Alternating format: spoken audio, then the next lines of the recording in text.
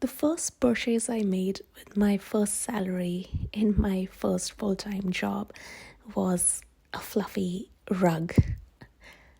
I never believed that a house could be a home without a nice rug, a nice carpet, without wall paintings, and a few adornments that are purely decorative. So, by laying down this 4x3 rug in my rented apartment, I gifted myself a brand new home.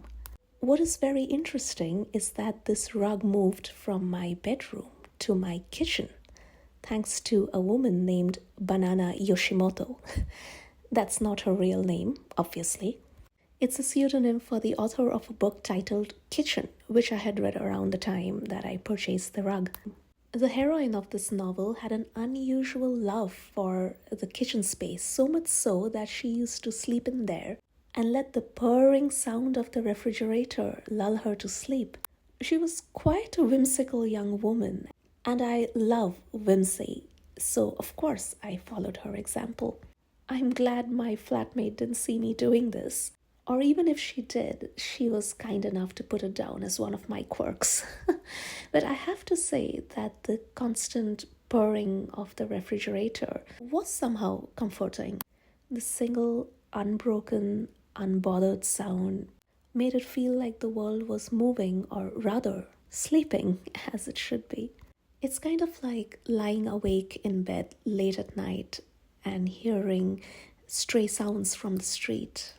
People chatting in unintelligible words, the distant sound of cars, the faint barking of dogs, the shriek of a solitary bat, perhaps the chirping of crickets.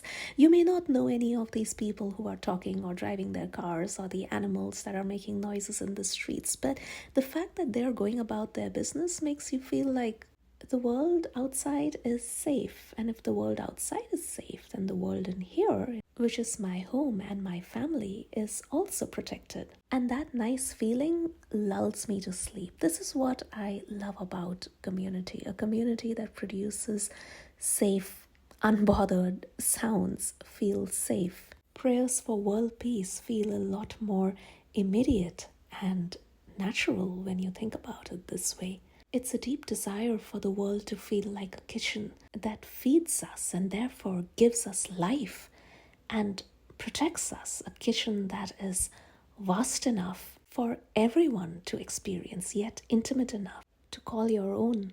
This isn't meant to be a book review of Kitchen. I'm sure the novel has many themes which may have skipped my attention. It's been a long while since I read it, but this is the clearest impression I have of it, and which at one point inspired me to experiment sleeping in the kitchen on my treasured rug. So I'd like to call it a living book experience. I'm sure you've had many of these experiences too, whether it's to do with living the books you've read, or the movies you've watched, or the songs you've heard. So do drop in a comment about them. And yeah, stay safe and stay happy, everybody. Have a great day, and thanks for listening in.